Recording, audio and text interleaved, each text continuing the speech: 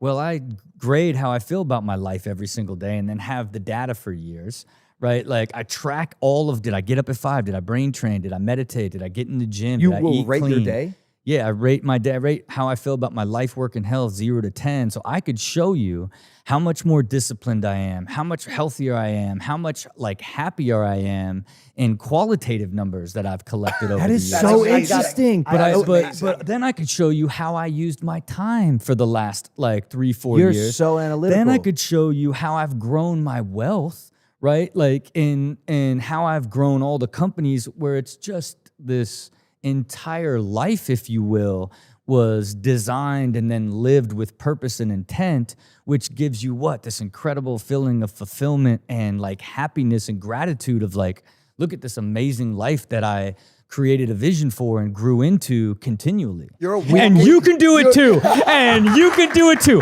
Go to robdyrdek.com and download the app. He's a self. No, I actually was going to ask you, No. do you do mentorship? Do you like teach people how to do this? I'm not going to do mentorship, but it's a philosophy that I believe that I can teach to other people. And really, like, I'm going to build a software that anybody can build their own version of it and build this sort of harmony in life and basically find balance in their health, wealth, life, and work. Can I ask a question? Yeah. I got one right after you. Okay. This started me on an interesting train of thought. I too am super analytical. I love data. We love data. We know the importance and significance of data. You can do so much with the data, but I am afraid to rate my own life like you are doing. And I've seen this on your Instagram before. You talking about how you're going to rate the day and see how you can improve. But truthfully, and this is funny because I'm not afraid to fail or fall short per se, but I'm afraid to give a rating to my day because I don't want to see the days that are 4s on paper. I don't want to see those are the most important. I know, but like I think the challenge of having to beat the day I just did is like too stressful for me to think about. But that's not what you're doing. You're living life. And then when you're down, it's, I call it qualitative awareness, because when you just ask yourself how I feel about it and rate it 0 to 10, and to me it's like 5, you're neutral, 6 and above, you're half full, you're hopeful, 4 and below, you're half empty. And when you're half empty, you're like, why'd I even wrestle? Yeah. I don't even like wrestling. You know what I'm saying? Like, what am I even doing? Why am I even traveling and doing this show? Like, when you're empty, like, you can pick apart anything. You know what I mean? And so as I began to see that, what really became clear to me, I'm just trying to optimize and evolve over time, because when you ask yourself it, you take a note of it, a lot of times it ends up being the same thing. And so it's not like, it seems like it's all of these things, but it's really 4 or 5 key things that keep bringing you down, that when it becomes so obvious, that's what I need to change. And then when you begin to change that, now over time, because I went from a place, because this is kind of how the flow worked. I started doing it in 2014, and it wasn't until 2020 did I collect the data for the whole year. Because when I would be really low, then I don't want to collect the data, right? Like, so then you go on these big dark periods. Okay, then you're back on, and you get, and eventually they got less and less to then. And what changed me in 2020 specifically is somebody heard me talk about it in an interview, and they emailed me and said, hey, I could write a script for the way, because I just keep all the stuff in my Google Calendar, and they wrote a script for me to pull it out and put it in dashboards. So now it gamified it. Now I'm looking at like seeing my numbers and be like, and then it was so clear that like when I don't drink, eat clean, get up at 5, meditate, get in the gym, brain train, like that my quality of life is higher. It became so obvious. So it changed the way that I began to approach health and the importance of it. I discovered this in the process of failure, right? Like I initially, to give you even the context, like I basically just did a million different things. I would just go high and low, boom and bust, boom and bust. What's the next big thing? I got Wild Grinders on Nickelodeon. I got Fantasy Factory, Ridiculousness, Professional Skateboarding League, all these companies I got.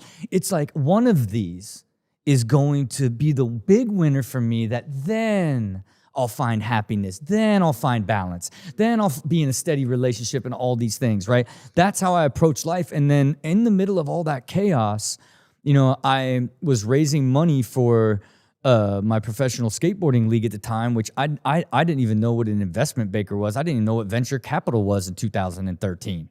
You know what I'm saying? Like when they said, hey, your league's worth $30 million, I'm like, we did $7 million in revenue. How's that possible? How is that even possible? I didn't even know multiples. I didn't even know how any of it worked.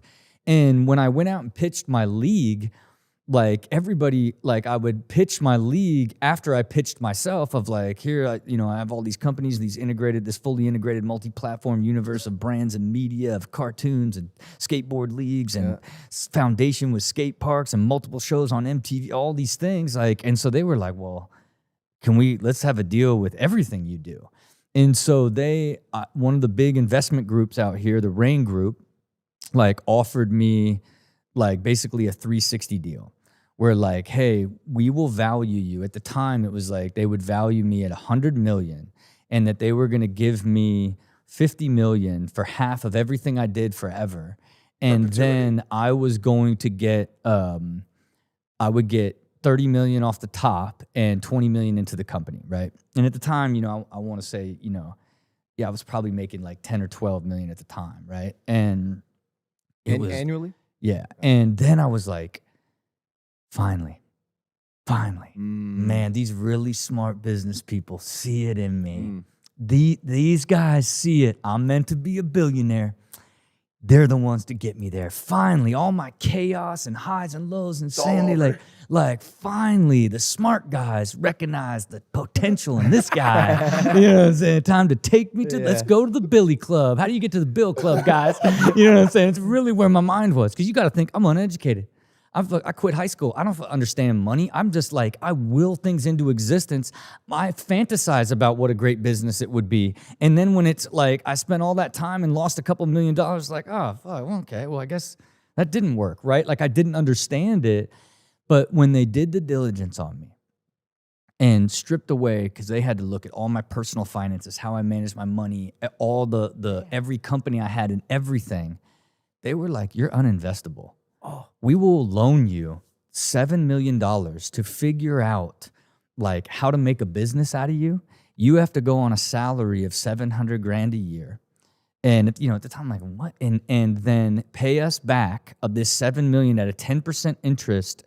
And then if we can't figure out how to build a business around you, then we get to keep this equity percentage of you for life. Nah, I don't think. Yeah, it was the most devastating. It went from what's up, we going to the Billy Club, what are we doing, to just like you are. And then at that moment, you even go to the strip club. Yeah, you want to know what I was at that point? Like, you're not the business person you think you are. You're not the you don't even like. What do you even like about any of this, right? Like, is it just you're just gonna keep creating more and like try to find the answers? Like, that's when I was really at like you can't live like this. And I said to them, like, I'm going to come back to you. And when I come back to you, I'm going to have the plan figured out. And then when I ask for the money, I'm going to know exactly what the money will be used for and what we're going to grow. I'm going to figure this out on my own. And it started this journey that just led to hiring all these people, these different books and different consultants that began to shape my entire way of creating not just how I wanted to build businesses and create value from a venture perspective, but what type of life did I want? Then I designed that life and began to live it. And then at the end, the people that bought my production company for $190 million were the same group that offered to give me the $7 million loan. That's how crazy the poetic justice is of betting on yourself. And then forget about, they would have owned half of you and you would have just got 30 million. Yikes. And instead, like, you bet on yourself. And that's where the magic side is, where once I built the harmony in my existence and began to like build systems for everything and look at life of, setting goals in all aspects of life, then I began to create this extraordinary energy, and I kept evolving and growing and learning and growing and learning. And my whole world grew into the state that I am today, which is like, you're like, what? Like, I'll be like looking at my shower and be like, you're so lucky. Like, I'll be driving, like pulling out of just take my kids to school, be like, look at this life you have. Like, this is crazy. Like, you don't practice gratitude, you're overwhelmed by it. And then like, you just continually attract abundance. It's just nonstop, bigger, more fulfilling things that tie back to what ultimately creates that harmony, peace, and happiness within you is what attracts to you now. You know For what I mean? sure.